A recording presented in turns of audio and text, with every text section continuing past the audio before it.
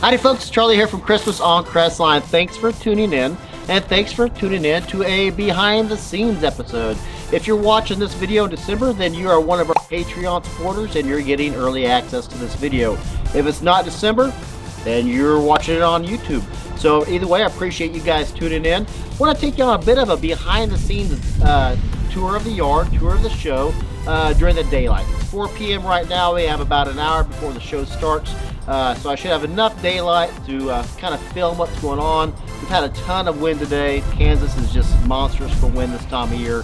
So hopefully you're hearing me okay. But what we're standing in front of here right now is brand new for this year. Haven't quite figured out a name for them. My wife, my kids, me, we've kind of come up with peacock verticals, finger verticals. We don't really have a name for it yet. If you have a suggestion for these, by all means, please leave that down in the comments and we will take a gander at it, because we have to come up with a name for these that will stick. These were a very last minute addition. I knew I needed something for the yard and something for the roof this year. I know I needed it to be lightweight, and I did not want it to have any at all chance of blowing away in Kansas wind. And my neighbor across the yard, I'll take a picture of what she's got. Mary, she's an awesome neighbor, never complains about any of our tour buses or our bright lights or anything. But she has these lights sticking up in her yard, and I'll put a picture up of those right now. That kind of inspired me to make these. So Mary, I appreciate that about you. But I have these kind of illuminated with red lights down here at the base, green, and then of course blue right here. And we will have next season a how to make these in case anyone's interested. And I did paint, I believe I painted 2 out of 3 of these. I had time. I made these just a few days before Thanksgiving, so they went really quickly. But they're just 2x4s I had laying around. So I painted them all to be colorful and to be bright. We do an RGB theme here for anything we paint. We don't do white, we just do, well, red, green, and blue RGB. But this looks so neat during the night that I'm definitely going to continue this on each and every year. And painting it during the day, the only advantage of painting this is just so it looks neater. It's vivid, it pops to people who are driving by in the daylight. It looks colorful and it's pleasing to the eye. Painting these, as you can see, if you're curious if this does anything for the lighting, you can look at our vertical episodes. We have a vertical of non-painted verticals, and we have an episode of painted verticals. And what I commented on those is I thought painting them would add to the glow of the light. It doesn't. Whether they're painted or not painted, it does not affect at all the illumination of the light. But these, I don't know, they're neat, they're pretty. Let me take you around back real quick and show you there. Alright, so there's leaves everywhere, and I apologize for that. Anyone who does an animated Christmas light show or a decent sized display knows there's going to be cords all in your yard, so it makes raking dang near impossible. And we do make all of our own extension cords. If you're curious on how we do that, I'll put a link up here so you can check that out, and I'll put one in the description as well. But this right here holding it on is an L bracket. These two 45-degree angle 2x4s are simply just screwed in. I don't have anything in any additional brackets or anything else holding those on there. They are simply screwed in. And it kind of looks like a TIE fighter a little bit. Kind of when I was building it, it's kind of what I thought Star Wars was getting ready to come out. I thought originally about building a TIE fighter type of thing, but I didn't. This is just easier to do. And 2 days before Thanksgiving is when I decided to make these, and there was just no time to do anything hugely elaborate. But yeah, there's just an L bracket here. The reason why this is, let me switch the camera around here real quick. Might be a bit difficult to see, but this is actually elevated off of the ground. I got a double 2x4 here, double 2x4 in the center, and a double 2x4 on the end. Reason why is I wanted to add some height. I did not want these mini lights to be touching the ground, not at all for any reason other than it's less contact with any type of moisture, and they're not going to snag. And also, if there's any squirrels or anything running, they won't be tempted to take my lights and eat them, which does happen, believe it or not. But yeah, this is elevated off the ground a little bit, just kind of keep it away from the moisture. And each finger, each branch, well, I'm not sure how to describe it just yet. Like I said, we haven't come up with a name yet, but they have 200 lights each. So 200 lights, 200 lights, 200 lights, 200 lights, and 200 lights. So total of 1,000 lights per crop. So Real easy to do. Took me all of maybe an hour to build each one. So it was just simple cuts, screw them together, and I already had the bracket. So very easy to do. Painting actually took the longest. So simply because of dry time. One of our new additions this year are our giant Christmas balls. We made these things out of 4 foot by 8 foot of chicken wire, and we strapped, I believe it's 800 lights on each one, and they are phenomenal at night. I knew I wanted a new chaser in the yard this year, and so many people, and it's fine and it's cool, have the Christmas light trees or the Christmas trees that are small, and they do that as chasers. I just wanted something a little bit different. That's one thing I always am a huge fan of, is doing something that's different, that stands out from the other shows. It's always that new quirky song or obscure Christmas song or a different type of prop that's going to make you stand out, that creates the Christmas memories for the families. And doing this was just one neat thing that I wanted to do this year. I knew I wanted a chaser, and I didn't want it to do a Christmas tree. I didn't want to do the tomato cage that some folks do. I just wanted something different. And these things are freaking huge. They're 4 foot by 8 foot of chicken wire. It costs, I believe, $50 to make 6 of them, because it's one big huge roll we got at a hardware store of chicken wire. And I'll have a how-to make these episode coming out next spring, so make sure you subscribe if you're curious on how we make these. It is a little time consuming. It takes about an hour per Christmas ball to make, at least an hour. So yeah, so subscribe if you're curious on how to make these, or subscribe and then hit that notification bell, and you can see when I make it, because it'll give you a notification. But these things are huge at night. I originally thought when I built them I needed to put 2,000 lights on each one, and I did it, and it was so bright I had to downgrade. I think we went down to 800 lights per bulb, and that is really more than enough. I could probably get away with 500, or really even at least about 500. I could get away with 500 lights on these, and it'd be perfectly fine. These things are neat, all lit up, and I'll put some video up of this as well, either now or at the end of the video, or I might just throw up one of our songs at the end of it, a little snippet of that. But these things are cool, they're neat, and I highly recommend them. Highly recommend them. Let's go on to the next prop. This Santa's Workshop is by far and away my favorite prop. I love this thing. I have a holographic Santa Claus that comes out every night, tinkers in his workshop, sneaks to put presents underneath the tree. We have snippets from the Elf, we have snippets from Christmas Story, we have dancing gingerbread, we have dancing elves, we have a fireplace scene. We do a ton of stuff with our holographic Santa Claus and our holographic display that we have here. We have this out each and every year. If you have not watched my how to make this episode, I'll put a link up here, and I'll put one down in the description as well. This is designed for one person to be able to do it, which is fun, because it's usually just me out here, and that's perfectly fine. I don't mind the snow. I don't mind even icing storms. When I filmed the how-to episode of this, it was raining ice on me. I don't have a problem with that at all. I love that kind of stuff. Some people don't, which is why I have this specifically designed for one person to build it. I love this thing, and the fans love it too. I get 3-year-olds requesting Dancing Gingerbread. I get the teenagers requesting the Elf movie. I get the adults requesting Christmas Story. I get the grandparents requesting the Santa Claus or the fire scene. So we put as much stuff out here. Pretty much if someone requests something is holographically projected out here, we're absolutely going to do it, as long as it's family friendly. And if you have something that you've been by our show like, hey, I wish they had that, by all means leave it down in the comments below, and I'll put it in next year's episode, or next year's Christmas light show. Just request that it's family friendly. Let's move on over here to the next prop.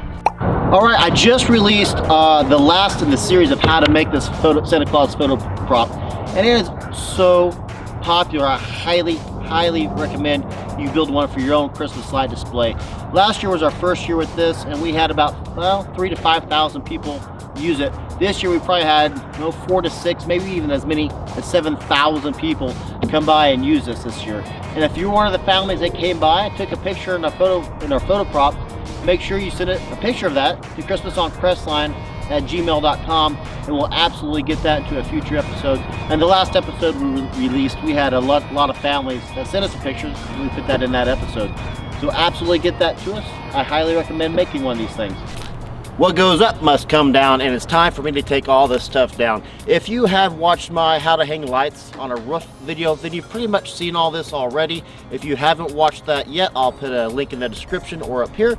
And then I'll give you a quick tour of what goes on up here. I have 2 of these peacock verticals, finger verticals, whatever name we decide to go with. But for now, I have 2 of these up here on the roof. I wanted a display, something on the roof that was kind of more grandiose this year, and I decided to go with this. Let me give you a close-up of this. As you can see, I have everything wired right here. We do make our own extension cord, and on the roof here is the only spot I have left on my show that I do use a traditional store-bought cord. I use I think 4 of those for up here. But yeah, mostly we make our own cords and have everything wired here. It's wired with a nice, or it's built with the little L bracket, and I'll have a video coming out this spring of how to make this. It's really simple. But I have this on here with an L bracket, and these things are just screwed in, nothing fancy about it. This is kind of a last minute prop to build this year, so I did that real last minute. But I have one here. Let's go to the next one real quick. Give you a bit of a height perspective here. This is 6 feet tall. This piece of 2x4 is. I didn't finish all the painting on this. Obviously you're looking at the back side, so these are all bare. But the base I did not finish painting. It's on the roof, you can't see the base. I just painted these really to give it more of a neat look as people drive by or during the daylight hours. This is my star, and it is one of my absolute favorite props. I did a whole video on it, on how we built our star. I'll put a link to that in the description below, or up here, one of the 2, or even both. I don't even know. But this is my favorite, absolute favorite metal prop that we have, because it's our only metal prop. But I have 2 75-pound sandbags on here, just to keep it nice and tight.